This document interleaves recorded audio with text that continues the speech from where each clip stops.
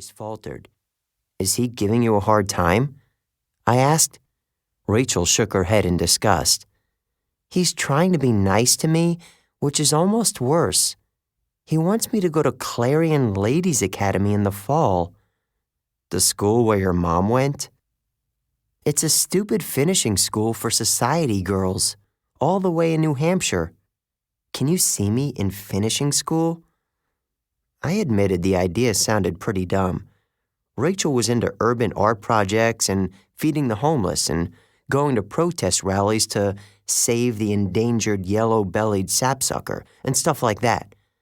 I'd never even seen her wear a dress. It was hard to imagine her learning to be a socialite. She sighed. "He thinks if he does a bunch of nice stuff for me, I'll feel guilty and give in." "Which is why he agreed to let me come with you guys on vacation?" "Yes, but Percy, you'd be doing me a huge favor. It would be so much better if you were with us. Besides, there's something I want to talk—" She stopped abruptly. "Something you want to talk about?" I asked. "You mean so serious we'd have to go to St. Thomas to talk about it?" She pursed her lips. "Look, just forget it for now. Let's pretend we're a couple of normal people. We're out for a drive, and we're watching the ocean, and it's nice to be together." I could tell something was bothering her, but she put on a brave smile. The sunlight made her hair look like fire. We'd spent a lot of time together this summer. I hadn't exactly planned it that way, but the more serious things got at camp, the more I found myself needing to call up Rachel and get away, just for some breathing room. I needed to remind myself that the mortal world was still out there, away from all the monsters using me as their personal punching bag. "Okay," I said, "just a normal afternoon and two normal people." She nodded. "And so, hypothetically, if these two people liked each other, what would it take to get the stupid guy to kiss the girl, huh?" Oh, I felt like one of Apollo's sacred cows, slow, dumb, and bright red. I can't pretend I hadn't thought about Rachel.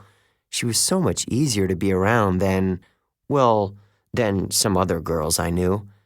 I didn't have to work hard, or watch what I said, or rack my brain trying to figure out what she was thinking. Rachel didn't hide much. She let you know how she felt. I'm not sure what I would have done next, but I was so distracted I didn't notice the huge black form swooping down from the sky until 4 hooves landed on the hood of the Prius with a whomp whomp crunch. "Hey, boss," a voice said in my head. "Nice car." Blackjack, the Pegasus, was an old friend of mine, so I tried not to get too annoyed by the craters he just put in the hood. But I didn't think my stepdad would be real stoked. "Blackjack," I sighed. "What are you—" Then I saw who was riding on his back, and I knew my day was about to get a lot more complicated. "Sup, Percy?" Charles Beckendorf, senior counselor for the Hephaestus cabin, would make most monsters cry for their mommies. He was huge, with ripped muscles from working on the forges every summer, 2 years older than me, and one of the camp's best armorsmiths. He made some seriously ingenious mechanical stuff. A month before, he'd rigged a Greek firebomb in the bathroom of a tour bus that was carrying a bunch of monsters across country. The explosion took out a whole legion of Kronos' evil meanies as soon as the first harpy went flush.